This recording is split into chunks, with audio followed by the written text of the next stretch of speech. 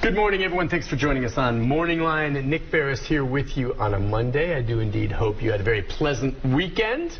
We're back at it again today, and we've got a good show on tap for you as we do this regularly every month, talking about what is one of the hottest real estate markets in the country. Of course, you've heard it before here in the city of Nashville, but not just Nashville Central proper, but the area around it and everything that goes into buying and selling a house. We try to cover as many aspects of it as possible.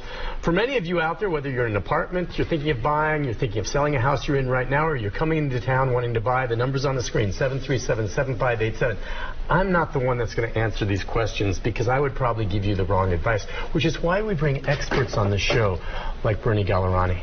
He's here sitting right next to me, and he's one of the very best real estate agents, if you will, real estate business people that, and I've interviewed a lot, I've come to know in my career. I have learned a ton from you, and I really appreciate you coming on a regular basis. Not so much for our viewers, because I like to learn stuff, but if the viewers pick up stuff along the way, I think that's great. Well, I mean, what do they say? Knowledge is king, right? So you have to have a lot of information. What's interesting, Nick, about the real estate market is in the world of selling real estate or as individual investments, it's the #1 investment that most people have.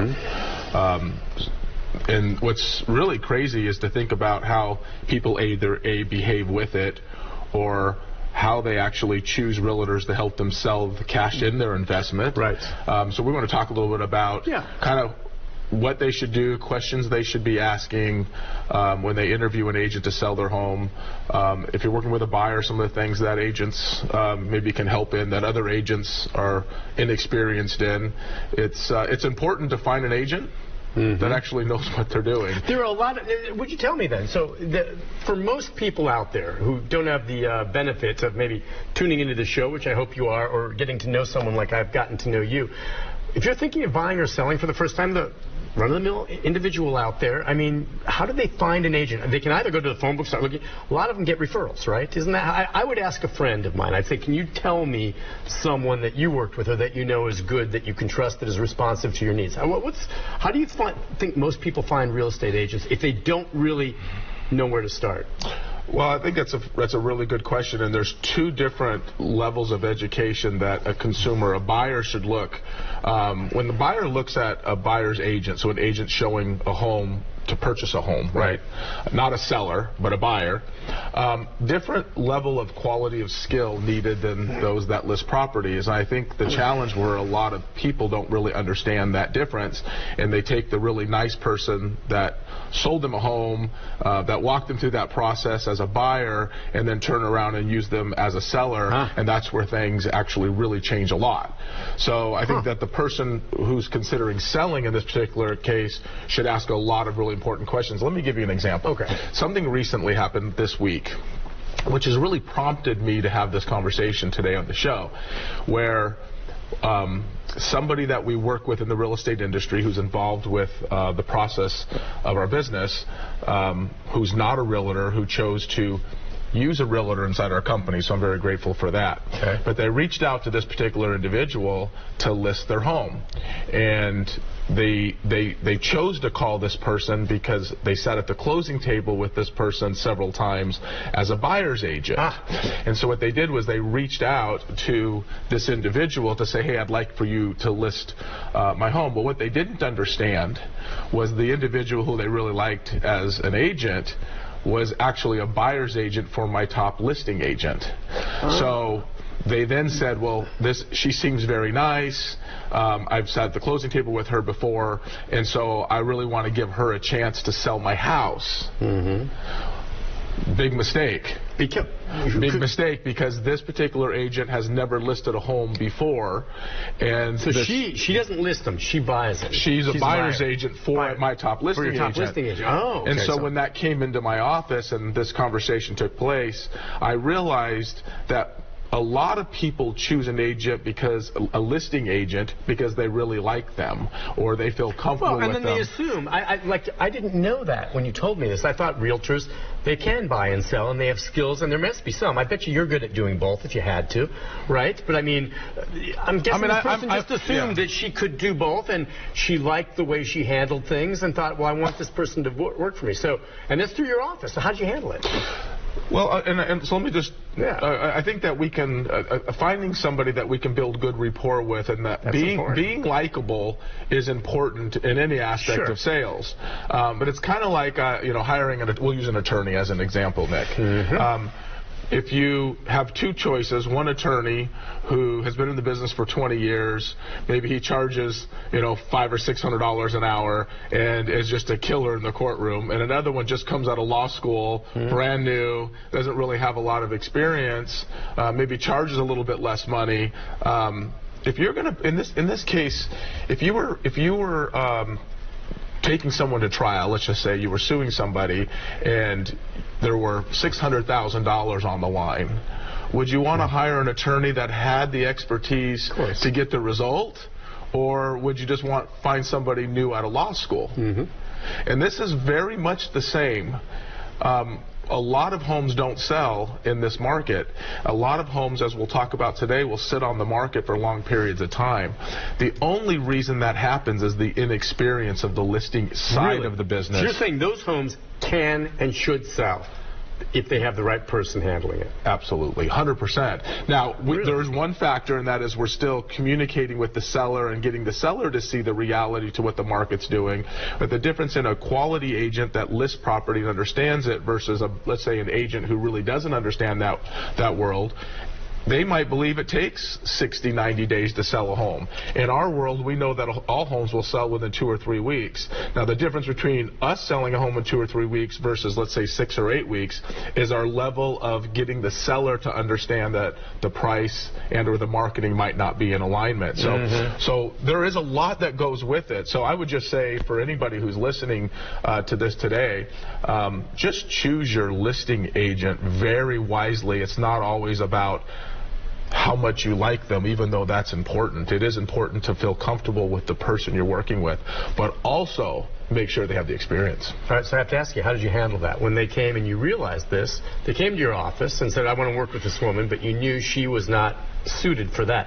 What did you do? I stopped it. And did you call them and explain, say, I understand where you're coming from, but let me put you in, I guess I'm sure you referred her to the top listing well, here's the good news, Nick, is they worked together because she was let me explain how this works. And so we went to the agent and said to the agent, listen, this needs to go to this particular person who basically who she works with, and she understood it and appreciated it, and they ended up working it out together between the two and the of client them. Understood when you kind of said that to him? Were they like, what do you mean, Bernie? I think what we did was we went to the client through the process of saying she actually is the listing agent and this one works with her, so they're going to come out together. So she had the relationship with that one individual. So they both showed up at the appointment. And then the one that was more of the professional in that area actually listed the property or did the presentation. We haven't listed it yet, but did the presentation. So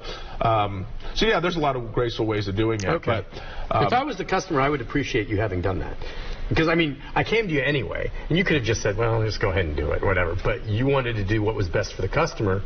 And for you coming to me saying that, risking maybe me saying, well, I don't know if I like that, I'm going to go somewhere else. I mean, I appreciate that you would do that. Yeah, well, I mean, our job and our reputation is that we're going to put it on the line and say we know what we're doing, right? And so if we put somebody in that role that wasn't going to follow the standards of what our team does and what our group does, then it would have not been a good experience for that particular seller. We want to make sure that seller is educated in the process, and if they don't choose us or choose the other person, that's fine.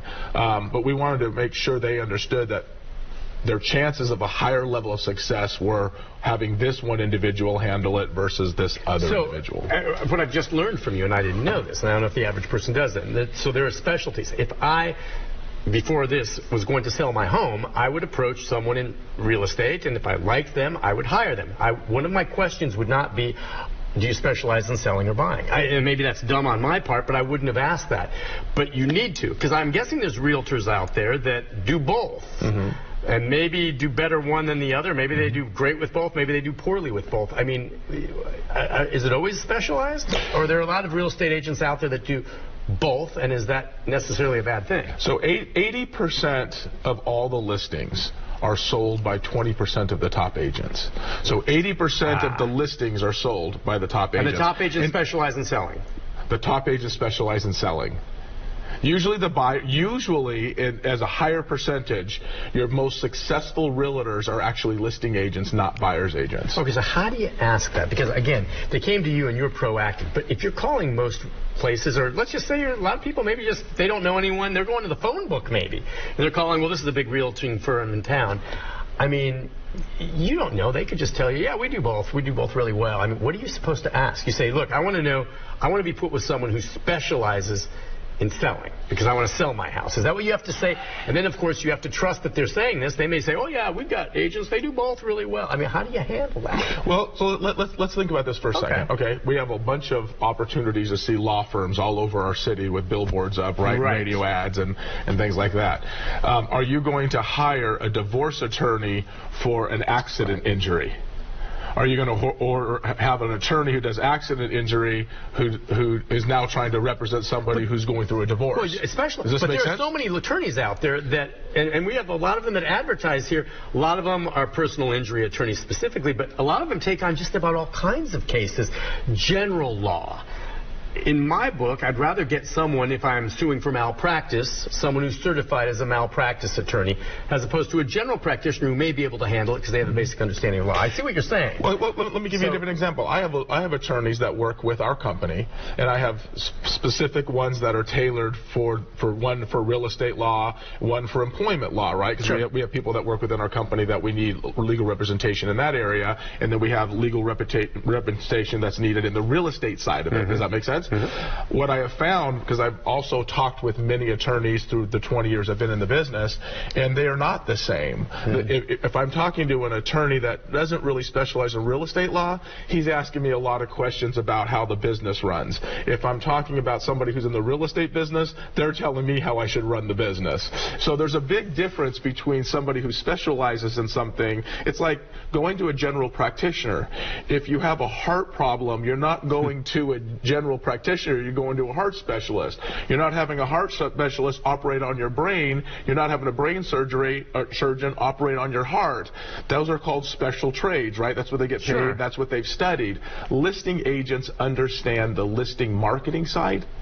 Buyer's agents in general, until they have enough experience, struggle more in that particular area. It's not that there aren't really good listing agents that work with buyers. There are.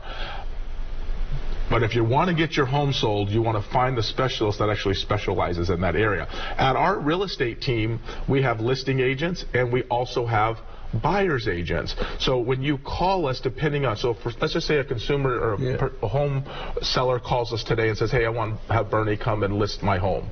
It will go to us and our team that list the properties, not to our buyer's team. If you call in and say, I want a buyer's agent to show me, it goes to the buyer's team because that's what they specialize in. Wow, that's great. We'll take a break. When we come back, what is MLS? What do you mean? MLS. MLS, multi-listing service? Yeah, we're going to get into that. Okay. I'm looking at some of these notes you put down here. It says MLS, and it says, don't hire them. And we'll explain why. Don't hire them. All right. So we've got more about how to select the proper person to help you buy or sell your house with Bernie Gallerani. And we can take some phone calls as well. We'll talk about the current market as well, his take on how things are going in Nashville, which you can guess continues to remain hot. We'll be back with more right after this. We are back online. Bernie Gallerani is with us, real estate. Do I call you an agent, a businessman, a business owner? What should I call you? I mean, I'm a real estate agent. Okay. So, yeah, and I'm a business owner, obviously, an entrepreneur. But really our goal in all of this, I think from the very onset of starting in real estate, I was professionally coached by one of the top coaches in the country. And I learned a lot about how the behavior of realtors are. And what I always chose to do was to try to elevate myself to a level that was very educated in the process. It's pretty scary, actually, to be a realtor in a lot of ways, because the way a lot of consumers look at realtors is we're at the lowest totem pole of respectability in our business because of how we behave as realtors. And as a general whole, Nick, we talked about this in other shows. 50% of all real estate agents in the country, 50% do not sell one house in a year. How do they eat? they have other support or spouses. So you'll find a lot of folks that are either semi-retired, they want something to do, or their spouse earns the money, or their moms, let's say the kids go to school, so they want something to do during the day. That might upset some people for me saying that, but it's the reality of the truth. And so our industry has a very low per person productivity. There is a lot of really good realtors out there, though. There's a lot. A lot meaning 5, 10, 15% of them actually do a really good job. Most of them do a very low producing job. So if you only had this show in the morning and you didn't have any other gigs, you probably wouldn't be as good as you are, because I see you all over the Channel 5 stuff. Right. Absolutely. So you're better because of that. And so I would just say the more real estate experience an agent has, the better they're going to be at doing that job. I always looked at it when I was selling 150 homes a year, was saying, how many years of experience? If the average agent has 4 home sales a year experience, and I sold 40, then I have 10 years more experience per year than the average agent has. So if I sold 80, if I sold 100, so I looked at it saying, how much of this business and volume can I get to know and hear so I can help the consumer in the future? Experience. And that's really all it is. So I wrote down some things I want to go through if I can. Well, can you hit what we said going into the break about MLS and don't hire them? Yeah, so that's one of the things on there. So the first thing I have is, when you're selling your home, is you want to interview more than one agent for that job. What I'm saying is, if I come over to interview, go interview somebody else. Make sure that the plans are very equal. So if I'm coming over, or if you're interviewing somebody else and you want to interview a second or a third, it's very smart to do that. Do not just hire the realtor because they're the first one that walked in the door. And before we go through that, and I want you to delve into it, I'm sorry to interrupt, but just in terms of what a realtor gets, is that pretty much an industry standard in terms of, because some people may say, well, I'm going to hire the realtor that gives me the best financial deal, and I don't know if that's possible. Can some realtor out there say, I will take less if you hire me, as opposed to someone like you who takes, what percent? 6%. That's right. Yeah. So you get 6% of the sale. That's what, is that the industry standard by and large? It's dropping in some cases for a lot of realtors. Meaning that they'll choose to say, I'll only keep 3%, 4%, 5%? So the realtor can list the home for whatever the realtor chooses to, 5%, 4%, 3%, or whatever the realtor chooses to do, they can do as long as the homeowner agrees. So the homeowner might ask an agent, if you charge 6, will you do it for 5? A lot of realtors will say yes. Will you do it for 4? A lot of realtors will say yes. Not the best practice on the seller's point, though. You always get what you pay for in life. Well, I was going to say, so if someone comes to you and says, Bernie, we sell my house, but I want it 4% for you. Yeah. What do you say? Yeah, I can't do that for you, unfortunately. Yeah, you just won't do it. And I won't do it. You have enough business to go and the success to do it. Now, I guess, some struggling realtor that sells one home every 2 years is going to say yes. But there's a reason you're getting what you paid for. Well, here's what's interesting. I have a certain percentage that I take at listing properties, whether it's 5%, 6%, 7%, doesn't matter. But I have a certain percentage, and then from there we add on to how much money that our seller is willing to contribute towards the co-op, which means what we're willing to contribute towards a co-op. As we all know, we had a big legal issue in Missouri a few months back where there was a big judgment based on this 100-plus year law that says I can't control what a buyer's agent can make. I will share with the buyer's agent how much I'll contribute. If their agreement with that seller is different, then it should be whatever agreement they made. That's a whole other show. We'll get into it another time. But there was a massive lawsuit that just happened recently in the state of Missouri. So interview more than one agent for the job. Ask the agent. This is very important. Ask them what their marketing approach is. Okay. What is their marketing approach? Yeah. So one of the things that we share with them is, and this is the part you mentioned about the MLS. Okay. If the agent doesn't have a plan, usually what they'll do is put it in the MLS. Which is, again, the multi-listing service. So that's where all of us put our homes. And the real thing is, yes, everybody puts their home in the MLS, including myself. What is their additional plan outside of that to expose it? So, for example, we have over a $2 million marketing budget outside of putting it inside the MLS, which is the reason why we sell 600 homes a year. So it's not just putting it in the MLS. If the MLS was the cure to solving all homes for sale, every home would sell. Right. So if you look at it and go, well, why do some agents sell 0 homes in a year? Other agents sell 4 homes in the year. Some sell 10 or 12 or 15 or 20, 30, 40 or 50, and others sell 600. The reason is it's the amount of exposure that we give that property to cause more buyers to see it. Where else do you do the exposure? Besides the MLS, what kind of ads? Great question. So we have things like Zillow, which it's really cool. Watch. My wife's on there all the time. Every house goes on Zillow. So if you're connected to the MLS, every house goes on Zillow, comes from. Technically, it doesn't come from our MLS because there's an issue there, but it does show up if it shows up on the MLS. Okay. That's another show. Yeah. Okay. Yeah. Zillow, which is a great company, has found a way to have some MLSs not want to participate with their business practices. But either way, Zillow is a big home site that people shop with. Realtor.com. So they might go, well, how do you get more business from that? I'll give you an example. I spend nearly $100,000 a month on Zillow alone.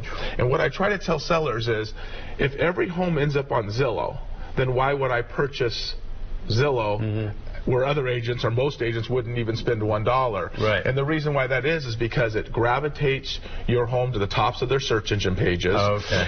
It uses your name as the agent to talk with about all of the other listings. So, for example, if you have a listing, you put it on the MLS. Follow this. So you're a listing agent. Okay. Your seller has hired you to sell the home. They want you to actually field all the calls, right? So you can represent their home in the highest level possible. All right. But yet I'm actually getting the calls. And the reason I'm getting the calls is because I'm marketing and I'm paying for that space. So instead of the buyer calling you, they're actually calling me. Now, if they're calling me and I have 70, 80 listings and the buyer's coming to me, what's my job now? Yeah. If they're calling you, your job is let's say you have a listing. Right. You're putting it on the MLS. Yep. Zillow's picking it up. Yep. Realtor.com's picking it up. Okay. But you're not buying that space. I actually own the space. Yeah. And then the buyer for your listing calls me. Yeah. What am I doing now? Well, now you're a seller. Now I'm the buyer's agent, right? Oh, I guess so. Yeah. I'm the buyer's agent because you're the listing agent. Oh, I see. Because the buyer's coming to me. So the buyer came to you because you're at the top of that list. Am I interested interested the most in selling your home or my own? My own listing. Yeah, you want to sell your listing. Right. So what I'm doing is now you're giving me the opportunity to not only show yours, but then now push my own inventory, because that's the job I have as the seller, as the listing agent. My job is to sell my listing. So what I'll do is I'll take the buyer, I'll talk to them, I'll show them the property, and then I'll push my inventory that I have to see if I can't sell my inventory. And you may all of a sudden give them a new option that they prefer. In most cases, we do. Holy cow. All right, and by the way, so if you're spending $100,000, did you say a year on... A month on Zillow.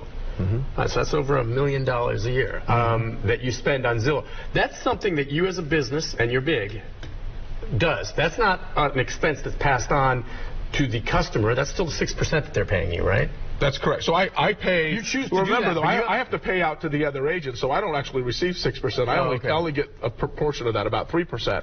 So I have to take out of my 3%. I have to actually pay all these bills. So the profit margins are very small, which is why you have to sell 600 homes a year. You have to sell a lot. But when you get to that amount, I mean, that's a lot of money. But I mean, I'm just wondering how that goes. But that's your choice to do that. And a lot of real estate agents maybe would like to do that. Either can't afford it. Some of them maybe just choose not to. Right? Well, it's a big risk.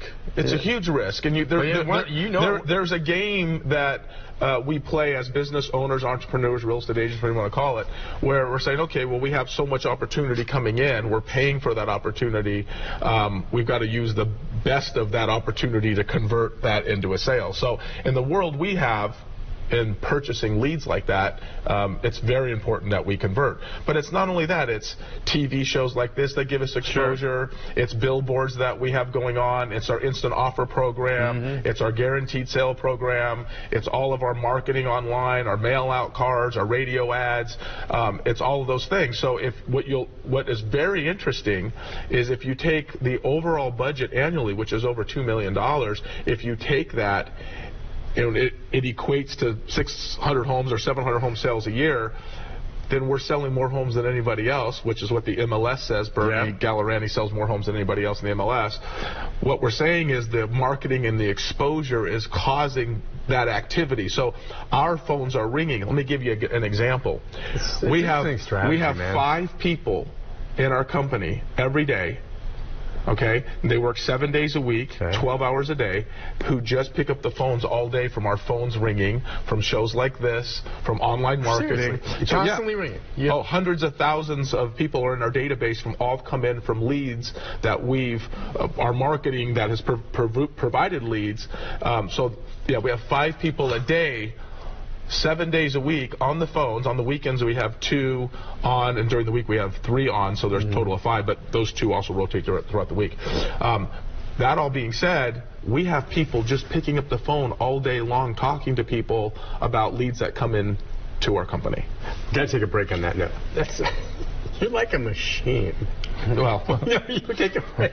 I mean, it's amazing how this works, and you don't understand sometimes behind the scenes what it takes to make something or to sell 600 homes in a year. Oh my goodness. We'll take a break. We can take some calls. We'll continue our conversation on how to go about choosing someone good to sell or buy your home right after this. Stay with us. We are back on Morning Line. Our guest, Bernie Gallerani. We're talking about the real estate market and the industry as a whole, how to go about selecting. And the realtor, it is interesting. I know of several people, some who are in the news business and others who, I'm getting out, I'm going to go become a real estate agent. And they get their license, and they have this vision because it's Nashville. They're going to make a bunch of money and sell a bunch of homes. And they're out of the business inside a year because they discover it's very hard, it's competitive, and it's not easy to sell a home. It just seems like so many people I've heard in the past, well, maybe I'll just quit and get my real estate license. Like, it's that easy to go sell homes. Happens all the time. It ain't, man. And I've never done it, and I would have no interest in doing it necessarily, but because I wouldn't be good at it. But I think, actually, I probably would be good at it. You would be good at it. I would be good at it. I mean, I can sell, but I don't know what your work ethic is, but you certainly can talk to anybody. I see you on TV all the time. Well, I have 24/7. I was going to say, you're always on TV, so you're doing pretty good. Well, the work ethic's important. Like you said, you're on call if you're real estate, basically 24/7. Someone wants to see a home on a Sunday night when you're about to sit down to dinner with your kids, and it's 6 and you got to sell the home. If you want to do it, you got to go. That's probably the biggest thing that people don't understand is real estate is a 24/7 job, and you only take off the days you don't happen to have a client that day. So it could be a Monday, it could be a Saturday, and it could be a Tuesday. You just don't know. And a call can come in at any time. You could think you're off, and a call comes in, and the next thing you know, you're working. And that's the part of real estate that most people misunderstand. Here's the issue, I think, Nick, is they see people driving around in Mercedes and things like that, and they think about the life, they watch TV. But the reality to it is nearly 90% of every realtor who gets a license is out of the business within 2 years. Okay, that's 90%. 90%. And what's nearly 90. It's like 89%. What do you think is the main thing that drives them from the business? The lack of sale of homes, not willing to put in the time, it's just become too stressful? What? It's very expensive to do the marketing. Okay. They only have so many friends and family that are going to refer them business. So, I mean, so there's a brokerage in town, I won't say the name, but that's really what they specialize in, is saying you probably know 4 people or 3 people in a year, and we're going to take those 3 or 4 until the 2 years passes, then you're going to get out of the business. Yeah, because you only have so many friends and family. Yeah, if that's what you're going into. Yeah. So, my mentor always has said to me, this is a contact sport. And what he means is, how many people can you talk with? How many people can you get in front of? It's a contact sport. And so, on our world, we ask our agents to make X amount of conversations every day and talk to as many people as they possibly can. You mean cold calls? They're leads that come into the company, but they still have to call them back. If some lead comes in, we still have to call that lead back and have conversation, and it's working on skills. But I would say the biggest issue is not just the calls, not just the conversation, not just the contacts. It's the level of determination that the agent has to succeed. Most of them, most people in general, not realtors, but most people in general, have a work ethic that would rather work with somebody versus being an entrepreneur. And all agents are entrepreneurs. They all work for themselves. Yeah. And when they work for themselves, they come to work when they want, they leave when they want, they take as much time as they want for lunch. And in the world of real estate, which is The biggest issue we have today is you cannot behave that way or you'll be a low producer. Yeah, you've got to have a schedule. You and I have to be on TV at a certain time today, right? These cameras are going to roll whether I'm sitting here or not, right? That's right. That's right. And so if you're not here or I'm not here, we might have to make some other arrangements, but our job is to be here. And if everyone looked at their job as a real estate agent the same way we have to sit in this chair at 8 o'clock, their business would be more successful. You talk about context. We don't have these anymore, but I can imagine your Rolodex. Come on. Yeah, you probably have a zillion names in there. We have about 350,000 people in our database. Oh, God. That's insane. They're being communicated with as we speak all the time through either emails, text messages, or calls, marketing reports, constantly, because you don't want people to forget about you. So let's go to the next thing. Price your home. Okay. So price your home correctly. This is if you're a seller today, it shouldn't take 60 to 90 days to sell your home. You should have enough activity on your home, which we're going to go into, within the first 2 weeks or so. Okay. So the real question is, and I share this with my agents, and I'll share it with you on TV today, and with people that I personally list, is I'm going to give you an expectation. So I'm going to tell you what you should expect within the first 2 weeks of having your home on the market. Okay. So you should have anywhere, and it says right here, number 4, you should have between 3 to 5 showings on your home within the first 2 weeks. 2 weeks. All right, 2 weeks. 3 being a very low number. 5 being actually the number you're shooting for. Okay. Yeah. If you have 3, I'm a little concerned, but we can still go with it. But if you have 5 showings, so if you're a seller today and you've had 1 or 2 showings in 2 weeks, we have a problem already. Now, is that problem that you have a problem with your real estate agent? No, we have a problem with the consumer. Meaning that you priced it too high. Yes. Okay. Let's go into this. You have 2 pricing issues. 1, the house is fantastic and you've priced it too high. Or number 2, you've priced the home correctly for the neighborhood, but the condition of the home isn't great. Okay. Now, in this particular conversation we're having here, let's just assume we're getting 5 showings. Or let's just say in a month we have 8 to 12, because this is our number here. Yeah. So within 2 weeks we have 8 to 12. All right. I'm going to go into the fruit story I told you a few months back where I said there's old fruit and fresh fruit. Yeah. Okay, do you remember that one? Yeah. All right, cool. So here we have 8 to 12 showings. Yeah. Right? And again, some of this I wrote down and you don't have on here, so I apologize. You have 8 to 12 showings. You should have an offer on your home within 30 days, and you should have between 8 and 12 showings on that property. If you don't, so let's break this down. If you have 5 showings on your home in a month, okay, now we're going up to a month, and you got 5 in 2 weeks. Right. You are in the range of about 10% over market. If you have 8 to 12 showings in a month, you're about 5% over market, approximately. Price. Correct. Price. Could there not be other factors besides price? Is that always the bottom line? It always comes back to price. It comes. There's 2 things. There's marketing, so it's exposing it. Exactly. I told you once about my brother. You know, he was able to get this steal because it was in this neighborhood where they did a lousy job marketing it, and so he got it finally. It was on the market for a long time, and he got it for less. And it wasn't because it wasn't priced right. It was because they did a lousy job marketing it. Well, you said something a little while ago and talked about your home when you were selling it. Yeah. And you had a line of people. Yeah, we did a 1-day showing. 1-day showing. And what year was that? That was 2020. 2020. Yeah. So in 2020, we all had lines out the driveway on every property. So it's when we can sell a home in 1 day. Yeah. All right. That's literally what we did. When you have that, or you have multiple offers, what happens is you have low inventory and high buyer demand. So what happens is you have a lot of more buyers, you have low interest rates, you have a high buyer demand, and you have low inventory. And what's causing the low inventory is the high buyer demand. Yeah. Okay? Yeah. Supply and demand, right? Of course, we all know that. Nick Beres' house. I know, and maybe that's. And we had a chicken coop in the back. Did you market it that way? Nick Beres is selling his estate. No one would have shown up, man. All right. So you should have an offer within 30 days. Okay.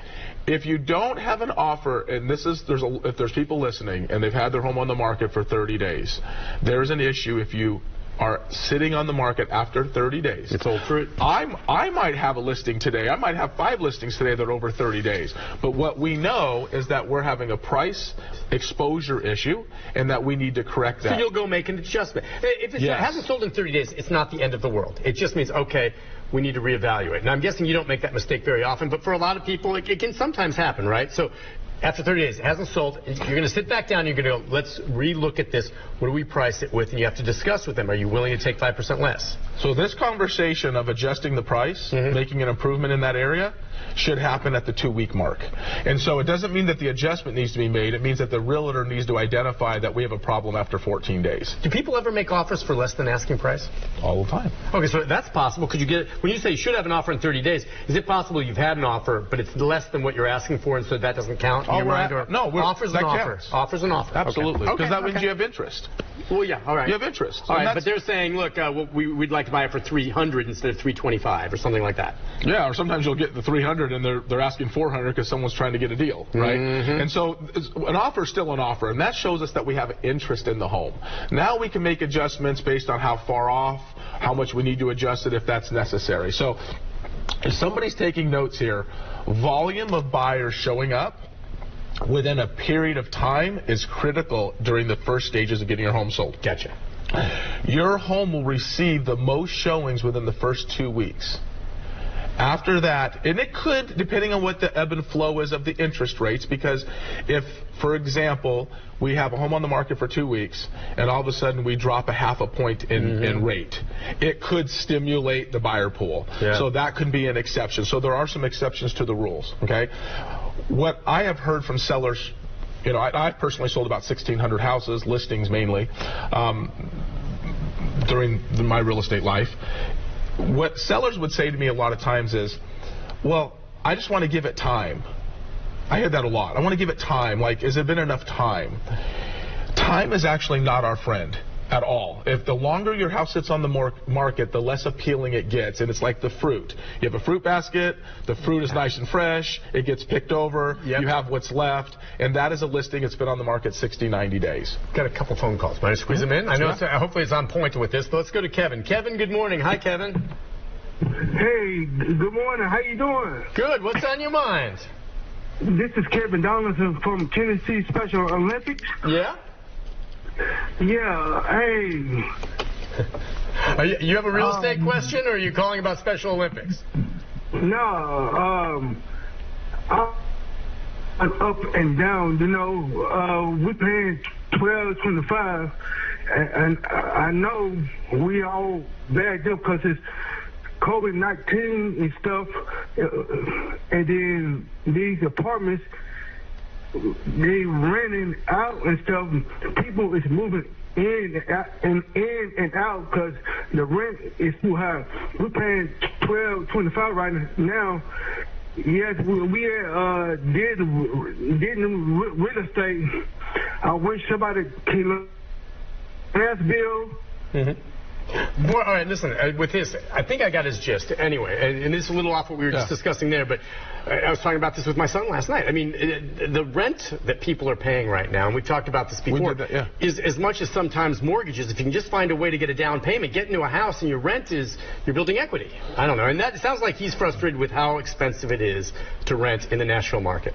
Yes, and so I just heard a report yesterday that talked about the overinflation of housing prices in the Nashville market. Yeah. And it was a very interesting, it was a quick little real estate clip, but it said that what happens is the prices are moving away from the average income, and everything's going up. Rental rates are going up. Rental rates going, because it seems like they built a ton of apartments. Rental rates are going up. And the challenge is now depending on what the housing market does, do we have all this equity in these homes that now we should be capitalizing on if we're sellers, or are we holding on them too long and losing ground? Because we are watching right now, slowly but surely, the housing market is starting to take steps backwards in equity, so you're not gaining as much value. At some point, where does it get to zero, if at all? I don't know if it will, meaning that it starts to have a negative decline. So for people like Kevin, I feel bad for Kevin because he's in a situation where he wants a really great place to live, and the rental rates are going out through the roof. It's just too expensive. And that's a whole other issue. I talked about it with the mayor. Affordable housing in this town. We'll take a break. When we come back, we've got another phone call for you, and we've got our final segment with Bernie. Stay with us. We'll be right back. We are back on Morning Line. Bernie Gallerani, real estate, talking this morning. Joyce waited through the break. We'll squeeze that call in real quick. Joyce, good morning. Hi, Joyce. Good morning. Hey. Thank you. Sure. I have two quick questions. Okay. One is, do they ever do property swaps? You own a property with a house, and you want another property with a house, and you want to equal that out.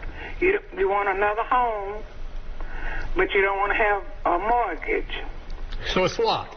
Okay. And what's your second question? We'll get them both. And the second question is, these people call me every day concerning this. They send me pictures of the house, pictures of me sitting on the porch. Does that mean that they really want it, or are they just being worrisome? Yeah, I'm the same way. Now, I haven't had people send me pictures of me sitting on a porch. That's a little worrisome, but I get people saying, hey, are you interested in selling this property all the time? Oh, yeah. Well, yes, Joyce, to answer your question is they are interested in your property, and they do want it. The real question for you, Joyce, is how much? Because a lot of those folks, and again, I don't have any issues. I own investment properties also, but you don't have to take anything less than what the market is willing to bear. And a lot of times, and I'm not saying this is this case, but a lot of times those are investors wanting to get a little bit of a deal. Exactly. So, and that might be okay for Joyce if she wants to sell it for a deal. But yes, they absolutely want your house. And the land swap. Oh, and the land swap. Yeah. Have you so heard that's of that? not Property swaps? I have personally never been involved with that or my company, though I do know many agents actually that have been involved with that. And I think it's a really great way. You save some fees if it all works out. And I've had people go from one state to another state and swap houses that way. And I've had some folks that have gone up and gone down in size, and it's worked really well that way. But I've never been involved with that. But I think it's an interesting concept. If it works. Real quickly. Last month we did a story on the most expensive house on the market in Tennessee history. I think it's in Williamson County. I think it was, I could be wrong, I think it was $70 million, something along those lines. Was being listed, kind of became a story. I know you haven't listed, you're not on this one, but how would you go about selling a house like this, which I don't believe has sold yet, it could be wrong, but a $70 million house? What kind of market is there for that? There's only very obviously few people would, and a lot of people say, look, if I've got that kind of money, I'm not going to buy someone else's dream house. I'm going to build my own if I got 70 mil sitting around. Yeah, you know, I don't know. How would you First do of that? all, let's address the 70 million for a second. I spent the month 3 weeks in Florida in January, and I was in Naples. Yeah. And I saw $40-50 million houses that were second homes that people just live in occasionally or come visit. Sure. And so what seems exceptionally expensive to you and I is probably for some wealthy people not a lot of money. 70 million to some is just astronomical, and others will go, yeah, you know, it's not a big deal. How would I sell it? First of all, I've never had that opportunity, so let me just go on the record and say that. The amount of responsibility that an agent takes on for a property like that, not just because it's a $70 million property, but the level of responsibility that they feel for the seller. Yeah. So it is a ton of marketing, a ton of drone footage, a lot of professional photos. I mean, you could spend $10,000, $15,000 just photographing that. Well, he reached out with a release to the news media. Now, we're not going to run stories very often, you know, on just run-of-the-mill homes being sold. That's not what we do. Sure. But the most expensive in Tennessee history, it was a news story for us. Yeah. And that was smart on his part, right? Get it out there. 100%. And this will go back. If you're going to sell a $70 million home, you don't want to have an inexperienced agent because they're a nice person. You really want to find somebody that actually is in that world. Yeah. That deals in those kind of homes. Unfortunately, in Nashville, you don't have many agents that are in that world, right? So I'm sure he probably found the best one that, to suit. That's not my world. Would I list a property like that? I mean, I'd probably look at it. In most cases, I'd probably turn it down, and let me tell you why I would turn it down. Okay. I'm not qualified for that. Okay. Okay.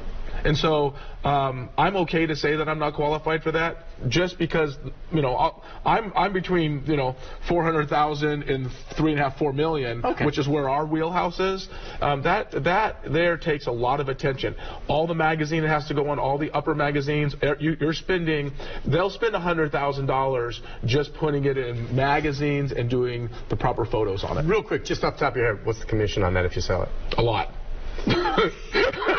So it's kind of worth it. Let's just say the agent has 3%, so 3% times 70 million. What, you're getting like 700,000? So you got 30,000 for every $1 million. Yeah. So what's the? Add it up. Yeah, add it up. It's a lot. Real quick, Matt. Matt, go ahead. Do you have a quick question, Matt? Yeah, I missed the early part of the show. You might have addressed this. In the news now in Metro, the Progressive Council is looking to get rid of all zoning regulations and allow everybody to divide properties up. What's your thoughts on this? Real quick, we only have 2 minutes, but what we see here is tall skinnies. People buying up a lot, tearing it down, and putting and duplexes and the like. Any thoughts on that and what they're selling like? I mean, I kind of understand it. I mean, we have a lot of people wanting to move to town, and there's a lot of great property downtown. Those are all things that are happening downtown or in that vicinity of downtown. Who doesn't want to live in downtown Nashville? Mm-hmm. So if the zoning, do I think it should be? I'm in the real estate business, so I'm okay with it. Do I feel that there's other homeowners that feel like it shouldn't happen? I respect that also. I live in, my home is in Hendersonville, and Hendersonville was a small sleepy town when I moved there 20 years ago, and now it's really growing. Sure. My wife and I complain a little bit about all the people. Traffic. But we're in the real estate business, so we just, we have to accept that also. You have to take it. It's quality of life comes into play sometimes. It was the same way. We used to live in Mount Juliet. We now live in Lebanon, but it's the same thing. We started complaining about the traffic. It's just it's a wonderful place to live. That's why people come there, but it's getting a little too much for us. Real quick, as we just have a minute left, remind people how they can contact you and what it's all about. And you have a whole team of real estate agents that apparently, I mean, he cracks heads. You don't deliver. Bernie cuts I don't crack heads. Okay, you don't crack heads. Are you a little bit like the guy in Glengarry Glen Ross? Oh, yeah. No, I don't think so.